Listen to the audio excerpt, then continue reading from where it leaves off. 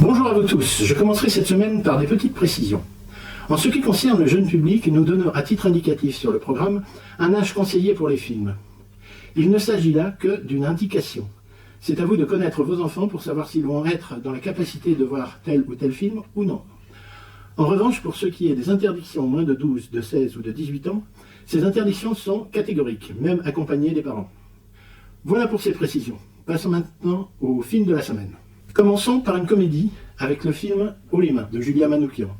L'idée du film est née de la plume de Jean-Marcel R, un professeur de français et auteur qui écrit pour divers formats comme le théâtre, le roman, la bande dessinée et même Groland.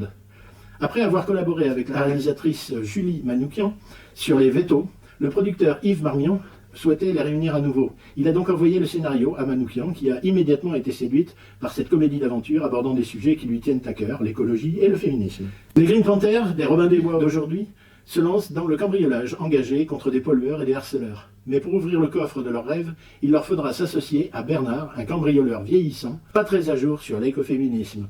Suit maintenant un nouveau film de série, Bridget Jones, avec Folle de lui. Bridget Jones a 52 ans et 2 enfants. Après le décès de Mark Darcy, avec qui elle a vécu 10 ans, elle est à nouveau en quête de l'homme idéal. Mais ce n'est pas si facile de se remettre sur le marché du célibat. Les mésaventures de Bridget n'ont rien perdu de leur piquant.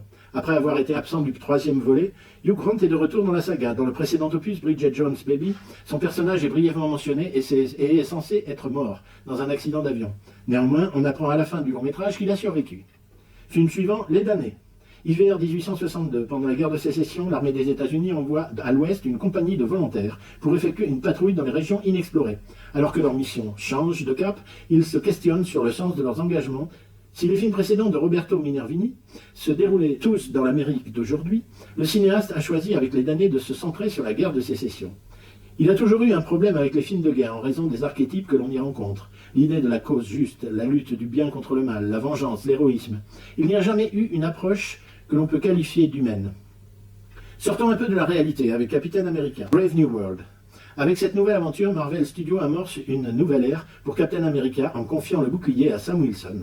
Ce film réalisé par Julius Onah s'éloigne du spectaculaire habituel du MCU pour s'avancer dans un thriller politique où la paranoïa et la manipulation sont au cœur de l'intrigue. Est-ce une réinvention réussie du héros ou un pari risqué? À vous de le découvrir. Passons maintenant à un énorme film de 3h34, The Brutalist. Sous les airs de fausses biographies à travers un destin d'un architecte hongrois fictif, The Brutalist raconte l'histoire d'un homme qui construit pour se reconstruire et dont l'austérité et la froideur des créations témoignent des atrocités et traumatismes qu'il a subis. Mais c'est également un film sur l'exil et sur les difficultés à s'intégrer dans une Amérique pas aussi accueillante qu'elle le prétend.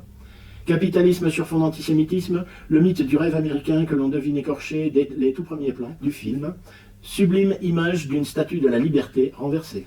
Autant dire que les craintes de trouver le temps trop long étaient présentes, craintes bien vite envolées, tant on se retrouve tout de suite happé par ce récit d'une fluidité déconcertante. Car disons-le tout de suite, The Brutalist est un très grand film. Une œuvre d'une richesse comme on le voit rarement. Une sorte de film monument, à savoir, un entracte de 15 minutes est prévu au milieu du film pour satisfaire toutes sortes d'envies, boissons, grignotages et autres. Film suivant, Le Dernier Souffle. Ce film est adapté du livre éponyme de Claude Grange et Régis Debray, publié chez Gallimard en 2023. Qui suit un chef de service d'une unité de soins palliatifs accompagnant depuis 25 ans des malades en fin de vie. Costa Gavras s'est inspiré d'Edgar Morin et du cinéaste Manuel de Oliveira dans leur rapport au temps qui passe. Il s'est également basé sur de nombreux récits philosophiques comme ceux de Vladimir Jankélévitch, Albert Camus, de Martin Heidegger et de Castoriadis sur Thanatos de Descartes et même de Héraclide d'Éphèse. Enfin, pour terminer, 2 films destinés au jeune public. Olaf Frida, que nous avions déjà présenté en avant-première lors du Festival des Toons, ce film relatant la vie de Frida Kahlo et la vie en gros. C'est la rentrée. Ben trouve que ses camarades ont changé. Il aimerait que Claire s'intéresse à lui, mais son poids le complexe. Cette année scolaire les fera tous grandir et comprendre que l'essentiel n'est pas à quoi on ressemble, mais ce qu'on ressent. Le film s'adresse aux jeunes adolescents, une tranche d'âge peu représentée dans le cinéma d'animation.